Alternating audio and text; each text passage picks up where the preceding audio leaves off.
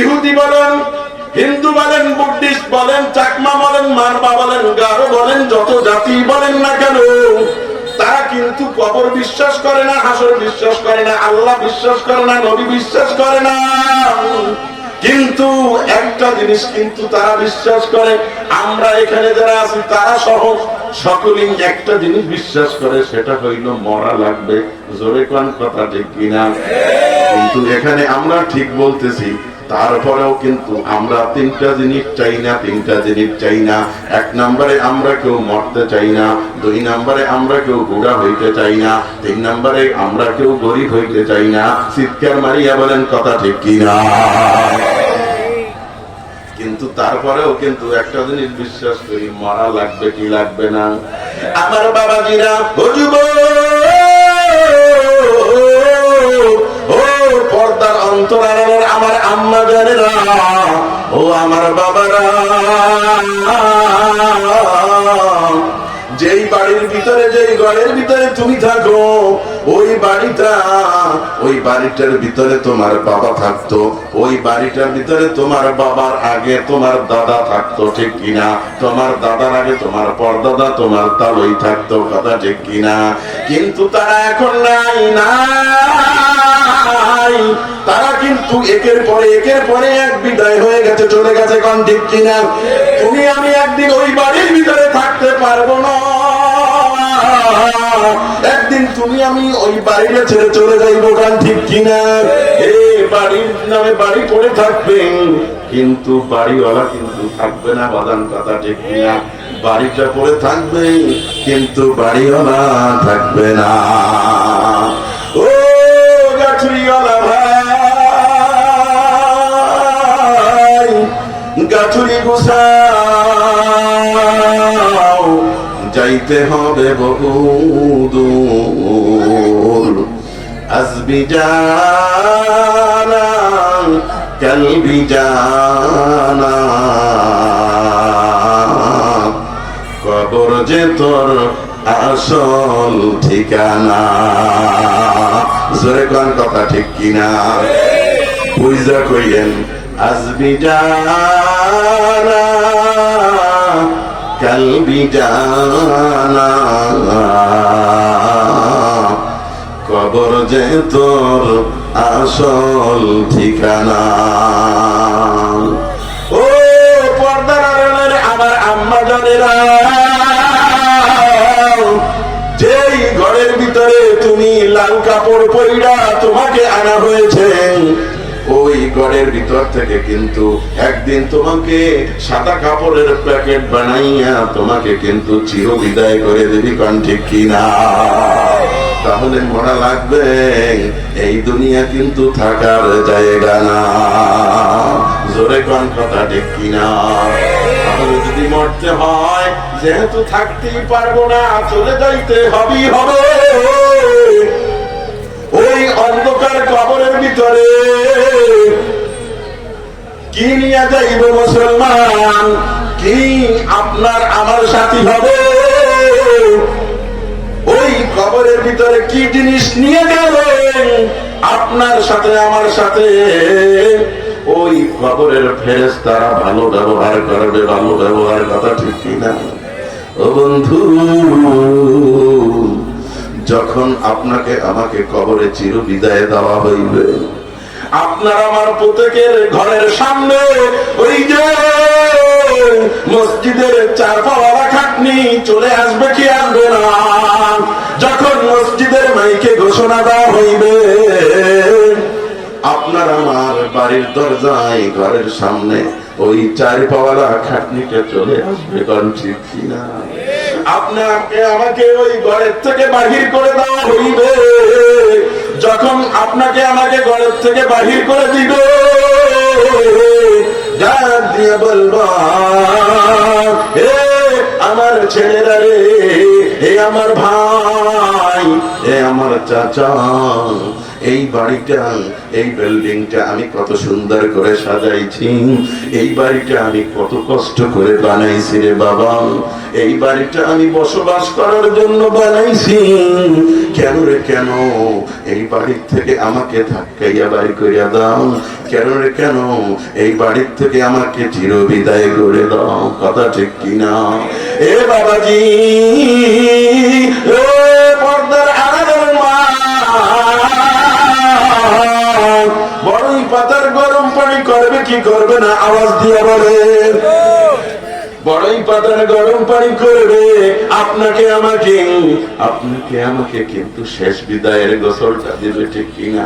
যখন গোসল দিবে, কিছুক্ষণ আগে মালাকুল মউত আজরাইল জানটা কবজ করেছে, সমস্ত শরীরটা বিষের মতন ব্যথা।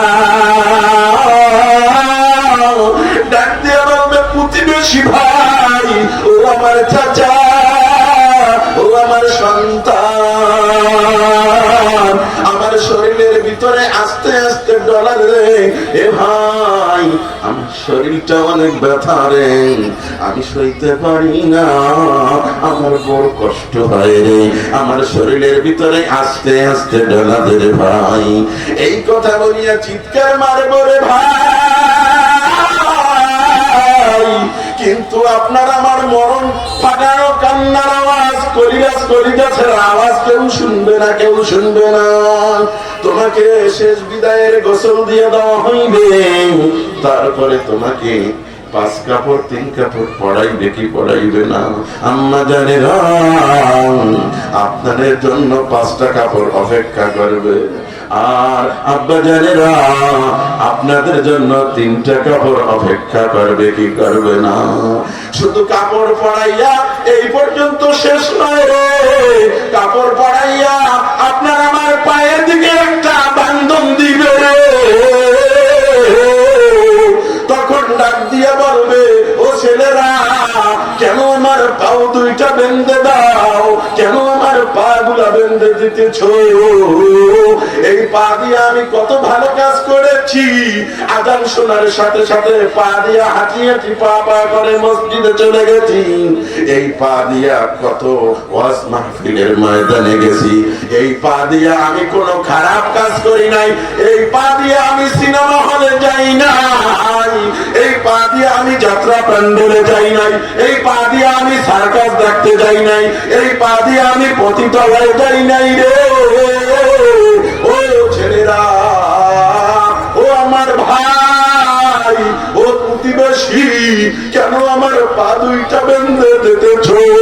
বান্ধো না, কিন্তু আপনার আমার কলিজা ফাটা কান্না কেউ শুনবে না রে ভাই, শুনবে না।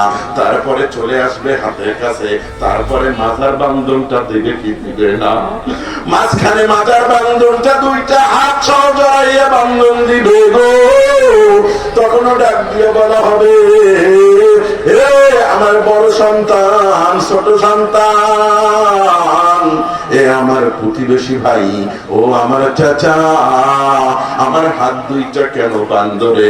এই হাত 2টা দিয়ে আমি কত দান সদকা করেছি, এই হাত দিয়ে আমি কত নামাজের পরে মোনাজাত করেছি, এই হাত দিয়ে আমি ভালো ভালো জায়গায় দান করেছি, এই হাত দিয়ে আমি মাদ্রাসায় ইয়াতিমখানায় মসজিদের ভিতরে দান করেছি, এই হাত দিয়ে আমি কোনোদিন খারাপ কাজে টাকা দেই নাই, এই হাত দিয়ে আমি সিনেমা হলের টিকিট কাটি নাই, আমাকে ছেড়ে দেই, আমার হাত 2টা বান্ধিস না রে।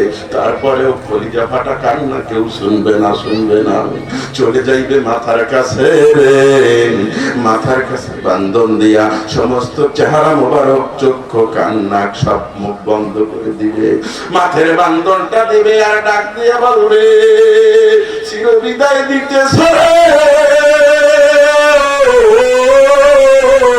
এই দুনিয়ায় কেউ নাই, কেন আমার মাথার বান্ধন দাও, আমার মাথার বান্ধনটা দেখ না। আমি এই চক্ষু দিয়া খানায় কাবা দেখেছি, আমি এই চক্ষু দিয়া আমার বৃদ্ধ মা বাবার চেহারার দিকে মায়ের নজরে তাকাইছি, আমার এই চক্ষু দিয়া কত ওলামায়ে কেরামদের চেহারা মায়ের নজরে দেখেছি, আমার এই চক্ষু দিয়া আল্লাহ পাক রব্বুল আলামিনের পবিত্র কালামুল্লাহ, পবিত্র কোরআন পাক তেলাওয়াত করেছি। জোরে চিৎকার মেরে কান আল্লাহু আকবার। ডাক দিয়া ফাটা কান্নার আওয়াজ দিবে, কিন্তু না না, কলিজা ছাড়া আওয়াজ কেউ শুনবে না। আপনার মাথার বান্ধনটাও দিয়ে দিবে। ও আব্বা জানেরা, ও যুবক ভাই, বান্ধনটা দেওয়ার পরে আপনাকে চার পাওয়ালা খাটনিতে করিয়া সবাই কালেমায়ে শাহাদাত পড়তে পড়তে নিয়ে যাইবে ওই যে জানাজার ময়দানে। কথা ঠিক কিনা? জানাজার ময়দানে দাঁড়াইয়া যাইবে, কিন্তু খাটের ভিতরে শুইয়া মৃত্যু ব্যক্তি আওয়াজ দিবে, কে আছো?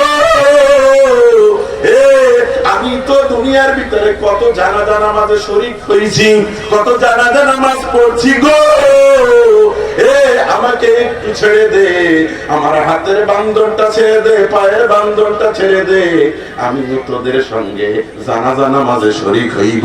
আওয়াজ দিয়া বলা যাবে নি আল্লাহু আকবার। ভাই না, ও কাকগড়া আশুরিয়া এলাকার ভাই গো, ও বাবাজি, ও পুকুর পাড় এলাকার বাবারা, আম্মা জানেরা, দিলের কানটা লাগাইয়া শুনো রে মা। কিন্তু ওই কলিজা ফাটা কান্না কেউ শুনবে না। তারপরে শেষ জানাজা দিয়া যখন কবর গোরস্থানের দিকে নিয়ে যাওয়া হইবে, গোরস্থানে আপনাকে আমাকে যখন নিয়ে যাইবে, তিনজন মানুষ গোরস্থানের ভিতরে নামবে, আপনাকে আমাকে সুন্দর করিয়া এই কবরের ভিতরে নামাইবে। নামাবার পরে দুইজন লোক কবরের দুই পাশে বর করিয়া উঠা যাইবে রে। আল্লাহু আকবার। একজন লোক কবরের ভিতরে থাকবে গো, একজন লোক আস্তে আস্তে করে চাটাইটা বিছাইবে। চাটাইটা বিছাবার পরে একটা একটা করে বাঁশের ছাউনি দিবে, দিবে কি দিবে না? ডানে মাটি, বামে মাটি, নিচে মাটির বিছানা, উপর দিকে দেখো রে মান, বাঁশের ছাউনি দিছে না। আল্লাহু আকবার। বাঁশের ছাউনি গুলা দিতে দিতে দিতে যখন অল্প একটু ফাঁক থাকবে, তখন কিন্তু মুর্দারের আর বোঝা বাকি নেই রে। এমন জোরে কলিজা ফাটা চিৎকার মারবে, হায় হায়, আমার কেউ নাই, কেউ নাই, আমাকে তো চিরবিদায় করে দেওয়া হইতেছে, এই দুনিয়া তো আমি আর দেখবো না, আমার আত্মীয় স্বজন পাড়া প্রতিবেশী কাউকে তো আমি দেখবো না। কত আত্মীয় স্বজন ছিল, কত খেলার সাথী ছিল মাঠে, খেলার মাঠে, সবাই তো এরকমের একদিন না একদিন চলে গেছে। আপনার আমারও একদিন না একদিন চলে যাইতে হইবে কি হইবে না? কারণ জোরে কোন কথা ঠিক কিনা? আপনিও আমিও একদিন না একদিন চলে যাইব, কিন্তু বাজান দুনিয়া থেকে চলে যাওয়ার পরে ওই কবর জগতে নিয়ে গেলাম। তবে আমি একটা শর্টকাটের ভিতরে আমি একটা ব্যবসার কথা জানাইয়া যাই। সেই ব্যবসাটা হইল, আপনার আমার একটা সন্তান যদি এরকমের বাইতুল আরকান দারুল উলুম কওমি মাদ্রাসা, আব্দুল কুদ্দুস বিপ্লবী সাহেবের মাদ্রাসা, এরকমের একটা মাদ্রাসায় যদি আপনার আমার একটা সন্তান যদি কোরআনের শিক্ষা দিতে পারেন, ওই কবরে যাওয়ার পরেও আপনার কবরে ওই সন্তানের সদকায়ে জারিয়া সবগুলা বসতে থাকবে। চিৎকার মেরে কোন আল্লাহু আকবার। এই কোরআনের সাথে যারা সম্পর্ক রাখছে, শুধু কবর জগতে নয়, এই দুনিয়ার জগতে, এহ জগতেও তারা ভালো থাকছে কি থাকছে না? জোরে আওয়াজ দিয়ে কোন। তারা এই দুনিয়ার জগতেও কিন্তু অনেক আনন্দে থাকছে। ও বাজান, এই টুপি পইরা কিন্তু ঠগি নাই, সুন্নতি মুহাম্মাদি পাঞ্জাবি পইরা কিন্তু ঠগি নাই। আল্লাহ পাক রব্বুল আলামিন সারা দেশের ভিতরে ঘুরায়, দামি দামি চেয়ারের ভিতরে বসায়। আমি দোয়া করি ওই মায়ের সন্তান কত ভালো গো, যেই মায়ের সন্তান একজন কোরআনের হাফেজ। জোরে কোন ঠিক কিনা? ওই মায়ের সন্তান কত ভালো গো, যেই মায়ের সন্তান একজন মসজিদের ইমাম। ওই মায়ের সন্তান কত ভালো, যেই মায়ের সন্তান মাদ্রাসার ভিতরে কোরআনের তালিম দেয়। খায়রুকুম মান তাআল্লামাল কুরআন ওয়া আল্লামা। আল্লাহ পাক রব্বুল আলামিনের কাছে সর্বশ্রেষ্ঠ উত্তম মানুষ হইল যে কোরআন মাজিদ শিক্ষা দেয় এবং নিজে শিক্ষা করেছেন। আল্লাহু আকবার। ওই ব্যক্তি আল্লাহর কাছে সবচেয়ে বেশি পছন্দনীয়। তারপরেও মনে করেন এক ব্যক্তি নিজে কোরআন শিক্ষা করেছে, আবার কোরআন শিক্ষা দিতেছে, আল্লাহর কাছে অনেক দামি, অনেক দামি, অনেক দামি গো। তারপরে কেমন দামি? একজন ব্যক্তি অত বেশি লেখাপড়া করতে পারে নাই, তবে কত করছে আল্লাহ পবিত্র কোরআন পড়তে পড়তে পড়তে পড়তে মস্তিষ্কের ভিতরে, মস্তিষ্কের মেমোরির ভিতরে সেট করে ফেলেছে। অর্থাৎ ৬৬৬৬ খান আয়াতকে মুখস্থ করিয়া কোরআনের হাফেজ হয়ে গেছে। আল্লাহু আকবার। ওই ব্যক্তিও কিন্তু আল্লাহর কাছে অনেক দামি, অনেক দামি। তারপরেও কেমন দামি? কয় ইয়াসফাউ ইয়াউমাল কিয়ামাতি আল আম্বিয়া ওয়াল উলামা সুম্মা শুহাদা। আল্লাহ রাব্বুল আলামিনের কাছে সুপারিশ করতে পারবে আম্বিয়ায়ে কেরাম, তারপরে উলামায়ে কেরাম, শহীদদের আগে আল্লাহু আকবার বলতেন না? আল্লাহু আকবার। শহীদদের আগে উলামায়ে কেরাম আল্লাহর কাছে সুপারিশ করতে পারবে। বন্ধুরা আমার, ভাইরা আমার, এই দুনিয়ার ভিতরে যদি কোনো দামি দামি পার্লামেন্ট হয়, ওই পার্লামেন্টের যদি আপনি অনেক বড় একজন অফিসার, আপনাকে পার্লামেন্টের টিকিট দেওয়া হয়েছে, কারণ ঠিক কিনা? ওই টিকিট ছাড়া কিন্তু অধিবেশনে কেউ ঢুকতে পারবে না, কোনো পাওয়ার নাই। কিন্তু আপনি যদি টিকিট প্রাপ্ত, পাওয়ার প্রাপ্ত একজন অফিসার হন, তাহলে কিন্তু আপনার আপনজন, প্রিয়জন, বন্ধু বান্ধব, মামাতো ভাই, খালাতো ভাই, তাদেরকেও কিন্তু টিকিট দিয়ে পার্লামেন্টের ভিতরে ঢুকাইতে পারবেন কি পারবেন না? হাসর ময়দানে আল্লাহ পাক রব্বুল আলামিনের ওই যে পার্লামেন্ট হবে, পার্লামেন্ট, ওই পার্লামেন্টের ভিতরেও কিন্তু হযরতে উলামায়ে কেরাম টিকিট দিয়েও কিন্তু এরকমের আত্মীয় স্বজন, পাড়া প্রতিবেশী, পার্লামেন্ট, খালাতো ভাই, মামাতো ভাই, ভাই বেড়াদার, বন্ধু বান্ধব, তাদেরকেও কিন্তু আল্লাহর পার্লামেন্টে ঢুকাইতে পারবে। জোরে কান সুবহানাল্লাহ। এ বন্ধু, শুধু উলামায়ে কেরাম না, যারা এক আয়াত করতে করতে ৬৬৬৬ খান আয়াত নিজের মেমোরির ভিতরে সেট করেছে, অর্থাৎ কোরআনের হাফেজ হয়ে গেছে। আল্লাহু আকবার। বিপ্লবী সাহেবের মাদ্রাসার ভিতরে আজকে এই মাহফিলের ভিতরে, মাহফিলের ময়দানে ৫ জন কোরআনের হাফেজ ছাত্রদেরকে পাগড়ি দেওয়া হবে। জোরে কোন আলহামদুলিল্লাহ। ওই হাফেজরা কি করবে? ওই আল্লাহ পাক রব্বুল আলামিনের পার্লামেন্টের ভিতরে সুপারিশ করিয়া, একজন, দুইজন, ১০ জন না, অধিক অধিক আল্লাহর কাছে সুপারিশ করিয়া আল্লাহ পাক রব্বুল আলামিনের জান্নাতের ভিতরে ঢুকাইতে পারবে। জোরে কোন আল্লাহু আকবার।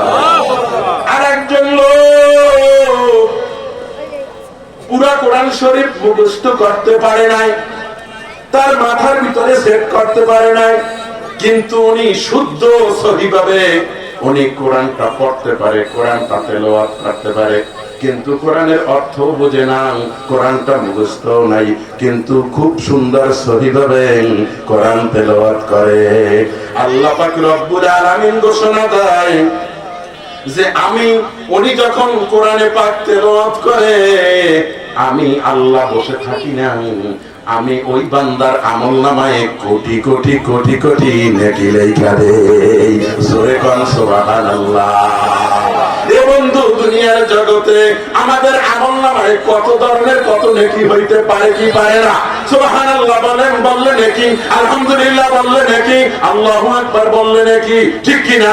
নফল নামাজ পড়লে নাকি, সুন্নাত পড়লে নাকি, ওয়াজিব পড়লে নাকি, ফরজ পড়লে নাকি, আওয়াবিন পড়লে নাকি, সাহ পড়লে নাকি, তাহাজ্জুদ পড়লে নাকি, আছে কি আছে না?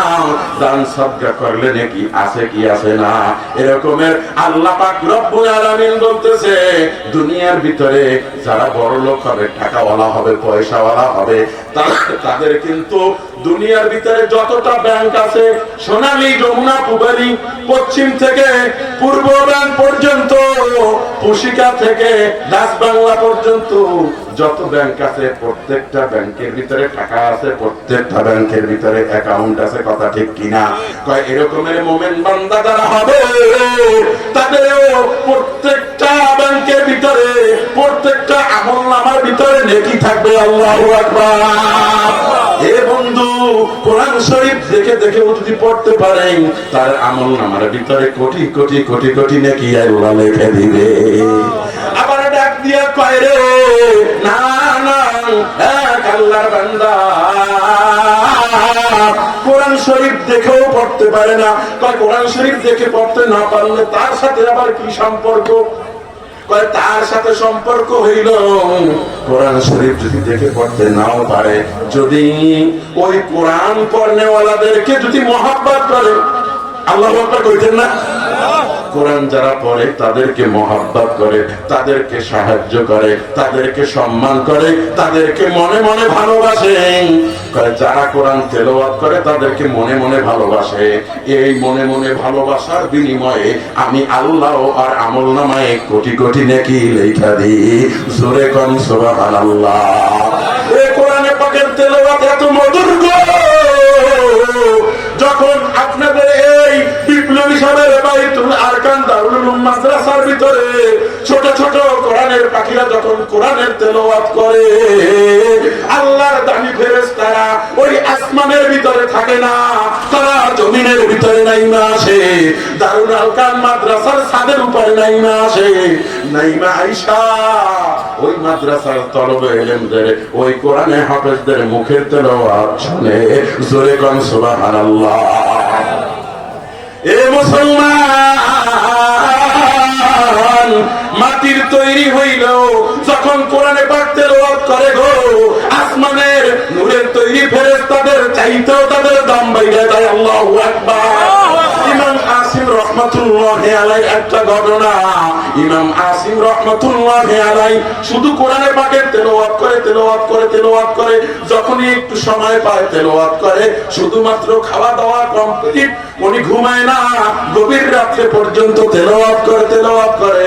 যখন উনি কোরআনে পাকের তেলাওয়াত শুরু করে, ওনার মুখের ভিতর থেকে অত্যন্ত একটা সেন্টের স্প্রে হয়।